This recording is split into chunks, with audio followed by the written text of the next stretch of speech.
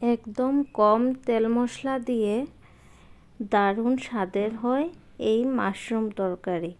এখানে আমি মাশরুমগুলোকে হলুদ আর নুন দিয়ে একটু ভাপিয়ে নিয়েছিলাম আর মধ্যে থেকেই একটা কেটে রেখে দিয়েছিলাম। আর এখানে আলুগুলোকেও বেশ ডুমো ডুমো করে কেটে রেখেছি। এখানে দুটো টমেটোকে আমি পেস্ট করে রেখে দিয়েছি আর পেঁয়াজগুলোকেও পেস্ট করে রেখে দিয়েছি। আর এখানে কাঁচা লঙ্কা কেটে রেখেছি আর ধনেপাতা। এবারে কড়াই বসিয়ে কড়াইতে সামান্য পরিমাণে অলিভ অয়েল তেল দিয়েছি। তার মধ্যে আলুগুলোকে দিয়ে দিলাম। আলুগুলোর মধ্যে নুন দিয়ে দিলাম আর দিয়ে দিলাম সামান্য পরিমাণে হলুদ গুঁড়ো দিয়ে একটু নাড়াচাড়া করে নিতে হবে। একটু নাড়াচাড়া করে নিলাম। এবারে তার মধ্যে দিয়ে দেব অল্প একটু গরম জল। আমি এখানে জল ব্যবহার করেছি, না হলে আলুগুলো সিদ্ধ হবে না ঠিক মতো, কারণ আমি এখানে তেলটা কম দিয়েছি। এবারে ঢেকে রেখে দিলাম। এখানে আমি 2-3 বারই ঢাকনা তুলে তুলে একটু নাড়িয়ে দিয়েছিলাম। দেখুন আলুগুলো ভালো করে সিদ্ধ হয়ে গিয়েছে। এবারে আমি একটি বাটিতে তুলে রাখলাম।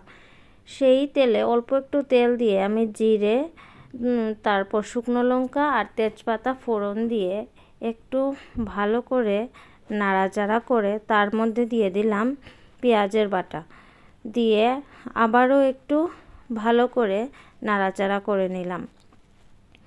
ভালো করে নাড়াচাড়া করে তার মধ্যে দিয়ে দিলাম আদা রসুন বাটা মশলা দিয়ে এবারে পেঁয়াজের সাথে আবারও ভালো করে নাড়াচাড়া করব। পেঁয়াজগুলোকে বেশ একটু বাদামি রং করে ভেজে নিতে হবে, যাতে পেঁয়াজ আর আদা রসুনের কাঁচা গন্ধটা চলে যায়। পেঁয়াজগুলো ভালো করে ভাজা হয়ে যাওয়ার পরে তার মধ্যে টমেটো পেস্টটা দিয়ে দিলাম আর কাঁচা লঙ্কা কুচি দিয়ে দিয়েছি। দিয়ে আবারও ভালো করে একটু নাড়াচাড়া করে নেব। পেঁয়াজের সাথে টমেটোকে ভালো করে মিশিয়ে তার মধ্যে দিয়ে দিলাম হলুদ গুঁড়ো, রঙের জন্য দিয়ে দিলাম কাশ্মীরি লঙ্কার গুঁড়ো, আর ঝালের জন্য লঙ্কার গুঁড়ো দিয়েছি, আপনাদের ভালো না লাগলে দেবেন না। আর দিয়ে দিলাম জিরে গুঁড়ো, দিয়ে দিয়েছি ধনে গুঁড়ো, আর সবার শেষে দিয়ে দিলাম অল্প একটু আমচুর পাউডার আর পরিমাণ মতো নুন দিয়ে দিলাম। দিয়ে অল্প একটু গরম জল দিয়ে ভালো করে মশলাটাকে কষিয়ে নিতে হবে। মশলাটা যত ভালো করে কষাবেন ততই তরকারির টেস্টটা ভালো আসবে। ভালো করে কষিয়ে নেবেন। আর যদি আপনাদের টমেটোর টক ভাবটা ভালো না লাগে তার মধ্যে চিনিও অ্যাড করতে পারেন, আমি অ্যাড করিনি। এখানে ঢেকে রেখে দিয়েছিলাম। ঢাকনা তুলে দেওয়ার পর দেখুন অল্প অল্প তেল ছেড়ে এসেছে। আমি তো এখানে অল্প তেলই ব্যবহার করেছি, তাই বেশি তেলটা ছাড়বে না। এখানে দিয়ে দিলাম মাশরুম আর আলু দিয়ে আবারও ভালো করে নাড়াচাড়া করে নিতে হবে। ভালো করে নাড়াচাড়া করে নিলাম।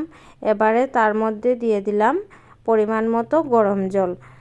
গরম জল দিয়ে আবারও একটু ভালো করে নাড়াচাড়া করে 10 থেকে 15 মিনিটের জন্য ঢেকে রেখে দিলাম। 10 থেকে 15 মিনিট পর ঢাকনা তুলে দেওয়ার পর দেখুন মাশরুমগুলো খুব ভালোভাবে সিদ্ধ হয়ে গিয়েছিল। আর আমি নুনটাও টেস্ট করে দেখেছিলাম, সব ঠিক আছে। আর তার মধ্যে দিয়ে দিলাম ঘি আর ধনেপাতা। আপনাদের ধনেপাতা ভালো না লাগলে গরম মশলাও দিতে পারেন, আমি এখানে ধনেপাতার ব্যবহার করলাম। দিয়ে আবারও একটু নাড়াচাড়া করে ঠান্ডা হয়ে এলেই নামিয়ে নেব একটি বাটিতে। দেখুন এই রকম হয়েছিল মাশরুম তরকারিটা, আর খেতেও অসাধারণ হয়েছিল। সত্যি বলছি, খেতে খুবই ভালো হয়েছিল।